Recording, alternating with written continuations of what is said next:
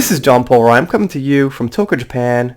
Got this article here that says Johnny Depp dodging deposition in $50 million defamation suit he started, Amber Heard says. And now, the one big thing about this article and the spot where Amber Heard and her team might have a point on, but I'll get into that, is that Johnny Depp is not going to this deposition. That's not the point I mean, but he is going to some film festivals. So I'll have to look into that more. I don't know if those are in his contract, but if the film festivals are not in his contract, I could see how that might cause a problem and how some people might look poorly on that. I don't really care. Personally, I hope he goes to them all, but I could see from the judge's point of view how that might be a slight issue. So they go on to say here that he actually got the trial pushed back successfully. There was no problem. Obviously, the judge said that he could go ahead and film Fantastic Beasts. And once again, thank you, J.K. Rowling, for letting Johnny in the movie. And that's why I support her. Not the only reason, but one of the reasons. Okay. They also get into the fact here about Amber Heard's $100 million counterclaim. I didn't get into that, I don't think. I can't remember. I make so many goddamn videos, but, that just is absolutely mind-blowingly ridiculous to me, how she could counterclaim for $100 million for what? For what? I mean, not for nothing. Honestly, not for nothing. Like, $100 million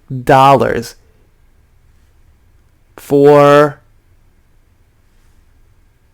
Johnny saying that, I don't know, he didn't even say so much bad stuff, actually. I can't think of it. Nothing. $100 million. She just wants $100 million out of thin air for nothing.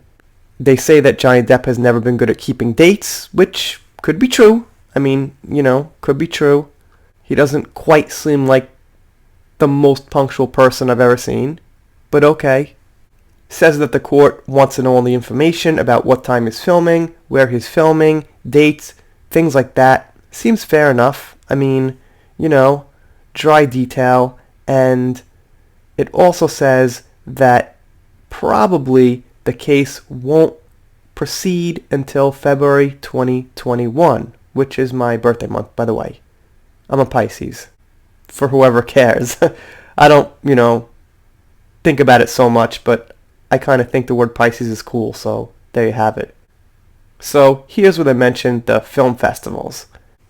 Once again, Heard is trying to get the nearly over a year and a half case dismissed. Yeah, of course she's going to just jump on anything that she thinks could possibly get the case dismissed. She's like, oh, he's at film festival. Oh, dismiss the case. Won't be that simple. And they mention again and again that the lawyers want Johnny to step up for 3 consecutive days and have a counsel. About what? I'm not sure. Sorry, guys. I don't exactly know what this counsel's about. I guess details for the case, but it seems to me like that counsel was a move to try to snuff this filming in the first place. So, kind of seems like BS. So, it kind of seems like, he can't show up for BS reasons, so they're trying to use that against him. They mention that the trial got shifted again on September 11th to May, but obviously now perhaps February.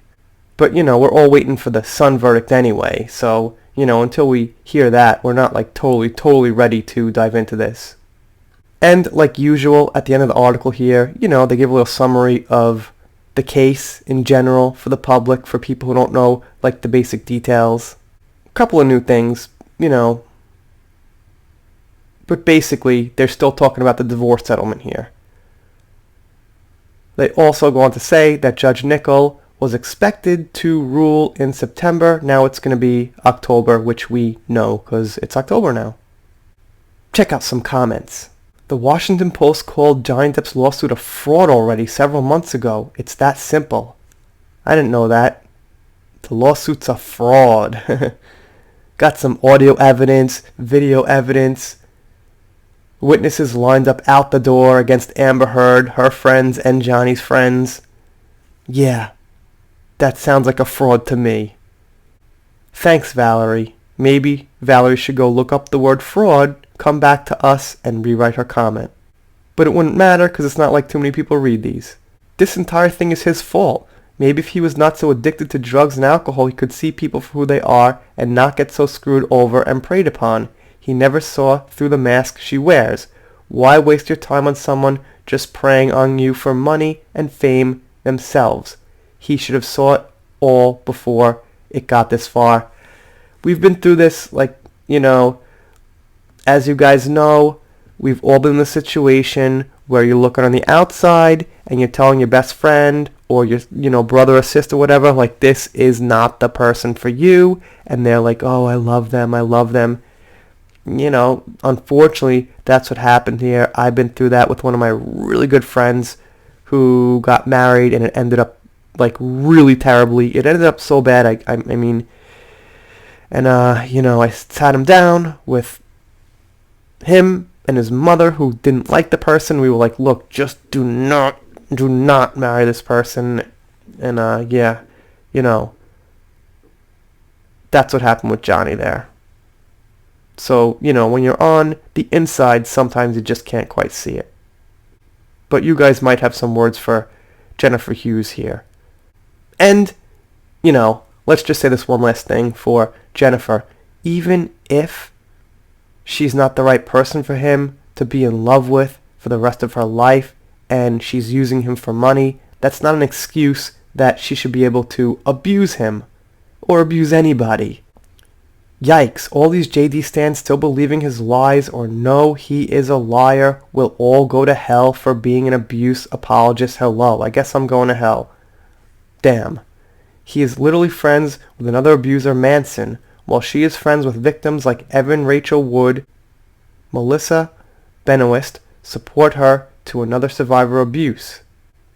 And they're coming out and defending Amber? Silence. Crickets.